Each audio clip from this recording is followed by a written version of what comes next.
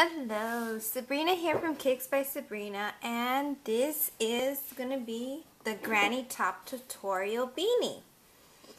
This is the beanie I created, and it is a granny square right here on the very top. Let me see if I can show it to you. Here is the granny square, and it forms. Keep on forming. It's hard to see on this one, I guess, because I'm having a hard time seeing it. But I'm going to show you how to do this. And this is the beanie. I'm going to pull away from here. This is one of them I made. And it has the rim, which I'm going to show you how to do the rim and how to make this flower. There's different colors and different ways of doing these beanies. I actually did it in a light beige color and a different larger flower. It's about the same type of flower as you can see here. This one's just bigger because I did more on this side. That's all. I think I went I'll find out and I'll give you the answer so you guys can do either or. You can either do the smaller flower or the larger flower, which I have here. And this one as well I did with the rim and the colors, which came out very elegant. And there's that one. And I made it with a rose with some peaches and cream cotton yarn. This is variegated yarn, and this is all just pink colors with the white rim at the very end here and pink. So this one's made out of the hot pink color. It's called Pretty Pink and Red Heart yarn. This one's an orchard with pale pink, and then this cotton yarn. I forget the name of it, but it was a reddish, like dark red color. It's beautiful. And then this one. This one's made out of 100% cotton, the whole entire beanie. With this beanie, you can use any type of yarn you like. So there's no wrong way of using yarn.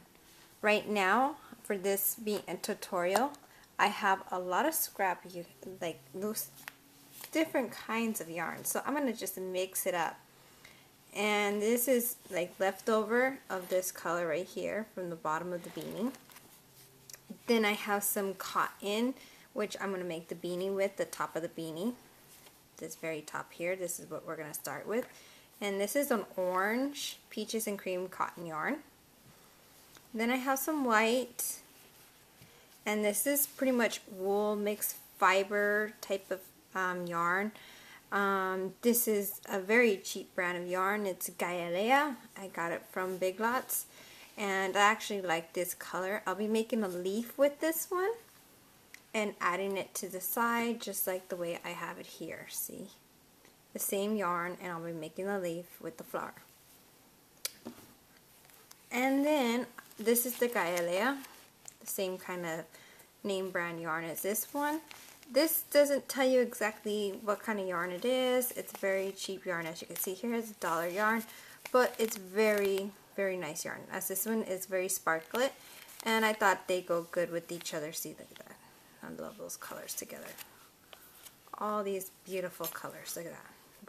Bright colors. So this one's going to be a bright beanie, and I'm just going to mix it up and see what I go through. So I'm going to show you how to do this pattern now.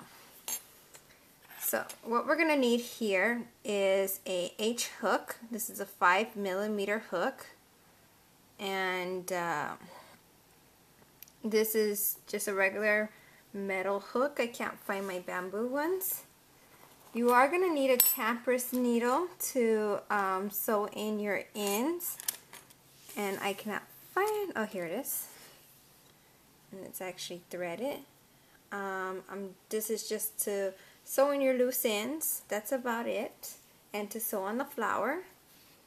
You're going to need buttons, and I have my buttons all right here. I don't know which ones I'll be using or anything like that. I might double it. I don't know. I just pulled them out. I got a lot of different kinds of buttons, so we'll see at the end of this project which buttons I'm going to use. So I use the buttons. You don't have to, but I like the way they look in the center of the flowers. Look at this one. I used like a dark purple color, and then this regular purple that matched this, and the bottom here. This one I used a wooden button, which went well with this color. And the rose, I did not put a button, so this is what it would look like if you did not put a button. Like this one is just a rose, so you can or cannot put buttons, but I'll be putting a button on mine.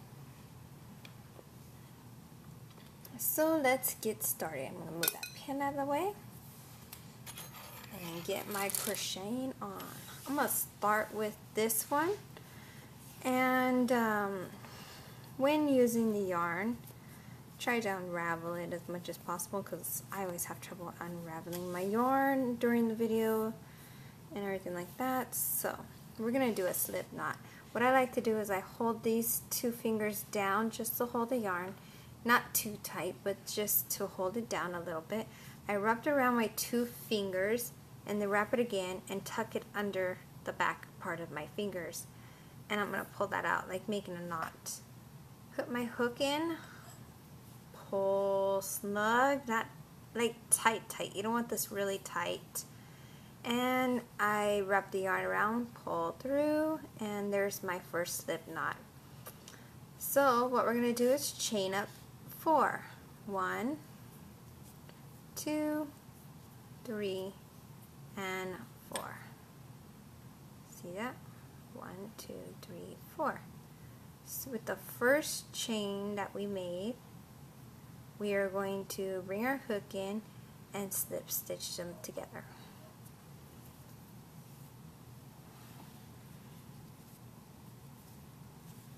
Chain up 3. 1, 2, and 3.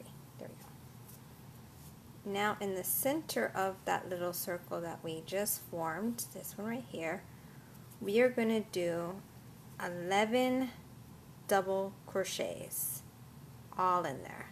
It's going to equal 12 with the chain 3 that we did.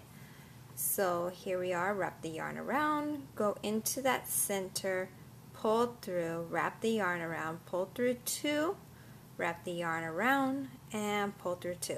There's your first double crochet. We're going to continue doing that around 10 more times, a total of 12. That's 3, 4, 5, 6, 7,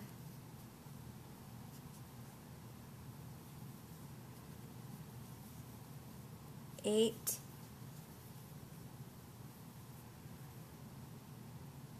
9, 10, 11, and 12.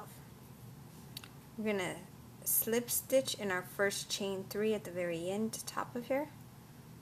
Slip stitch and chain up 3. 1, 2, and 3. Now normally when you do a granny square, you chain 3 and then you do 2 half double crochets, chain 2, and then you're gonna do 3 half double crochets, chain 2, until you form the square. Now by doing that with the beanies, what happens is the gaps will be too large. So we're not gonna do any chains whatsoever. That's the only difference about the granny square on these. And let me see if the cotton shows better. Yes, it does. Okay, as you can see, here is the granny square. Formed very well. We just did the 12 double crochets, which is right here. This is the 12 double crochets. Now we're going to start forming the granny square without doing any chains in between. We're going to actually go in between everything. So let me show you how to do that. So we did our chain 3, and after that chain 3, you see this gap here? Right in there? we're going to do 2 more half double crochets into that part, and that's in between the chain double crochets. So we're going to put 2 more double crochets into that spot. 1 and 2. That equals 3. Now you're going to count 1, 2, and 3 double crochets, and we're going to skip 1, 2, 3.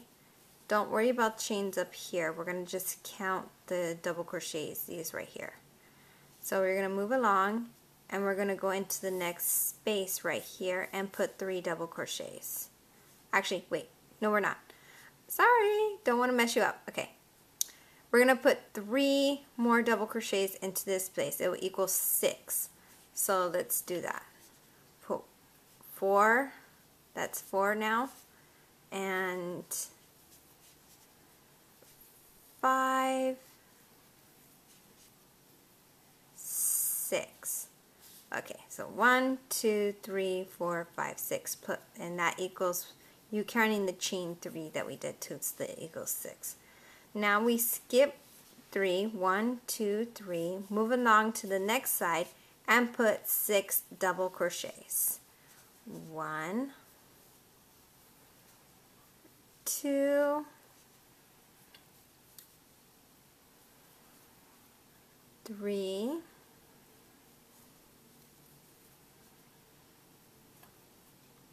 4,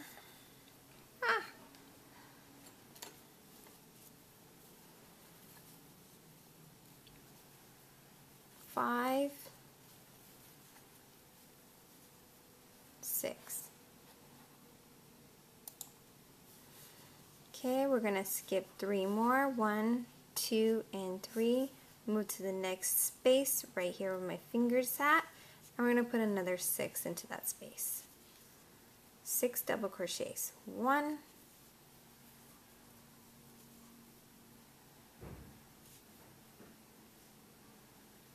2, 3. I'm going to string here, trying to unravel. This is the trouble I always have. I wish I had the machine. I think I'll be investing into that. 3, 4, 5,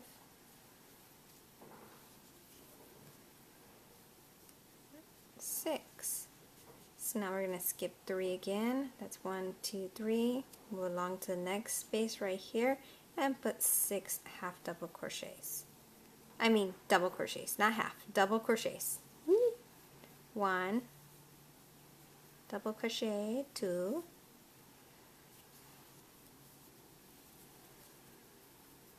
3, 4, 5. Look at, I got a knot here. I'm just going to tighten it. 6. Okay, and then ravel some more. Now what we're going to do here is we're going to join our first chain 3. We're going to slip stitch into that space and join it. See our granny square? Look it, it's forming even though it's round. That's the only thing different. We're not doing the chains and it is forming the granny square. We're going to slip stitch again into the next chain. The stitch above, I mean, not chain. Now 1, 2, 3, you see that? We're going to go into this space right here. We're going to slip stitch and then we're going to chain up 3 again. 1, 2, and 3. And now this is a corner, this is a corner, and this is a corner, and this is a corner. We're going to put 6 in each corner, and then this space right here, we're just going to put 3. So let's start with our first corner here. We're going to put 6 double crochets into that space. So it's going to be 5 double crochets because we're counting the chain 3. So there's 2, 3, 4, 5, and 6. Now we're going to move along to this space right here because it's the next chain 3. 1, 2, 3. Just move over. There's the space. You're going to start seeing your spaces already form except on the corners. So here is our next space. We're going to put 3 double crochets into that space. 1. And I will get back to you on part 2.